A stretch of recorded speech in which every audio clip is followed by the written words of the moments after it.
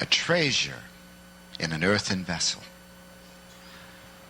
A power, the ability to live clean, the ability to think right, the ability to feel right, so that the excellency of the power may be of God and not of us in human strength.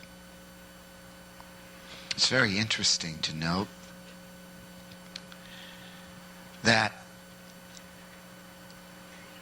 medical scientists tell us that when men suffer and women suffer, that their suffering, without men realizing it, is three-dimensional.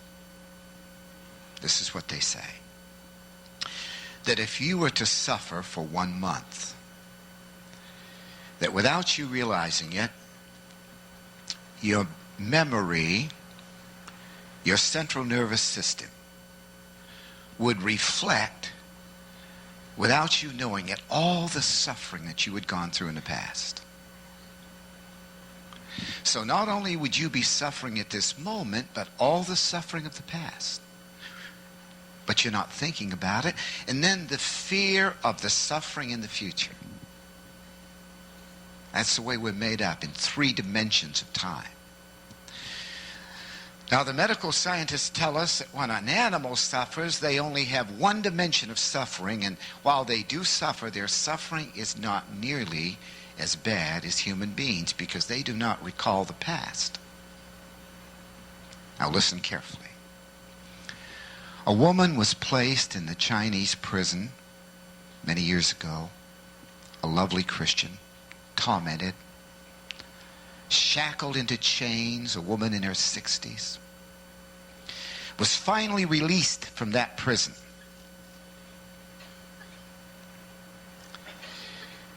And the doctor said to her, as one day blood came out of her pores, and they immediately were able to stop her from bleeding. The doctor says, I have to share this with you. You may die at any moment. And he said, at any moment, blood could come out of all of your pores just like it did Jesus in the Garden of Gethsemane. And she said, Doctor, why is this? And the doctor said, because you have gone through such profound and deep psychological suffering. At any moment, your body can cry out through blood, through the 3 dimensions of suffering. And blood can come through your pores just like it did Jesus Christ in the Garden of Gethsemane. She was a lovely woman, a lovely believer, and kept her faith in China while she was in prison, preaching, evangelizing. And when I heard that story, of course, my mind went into the Garden of Gethsemane.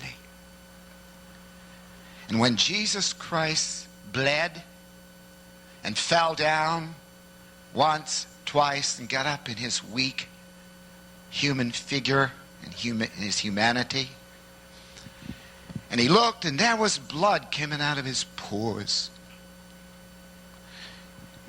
Not only were all the demons of hell attacking Jesus' humanity, though he was God, but all his suffering was upon him, psychologically. Unbelievable mental anguish. And then he cried out as he desired consolation and comfort from his own disciples. I know that I came to die, but if it's possible, will you let this cup pass from me? Nevertheless, thy will be done. Submission in suffering.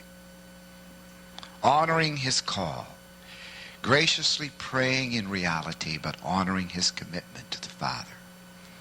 And Paul said, we which have this treasure, we apostles, we which are alive in Jesus Christ and have this treasure, and we know it, we are delivered unto death.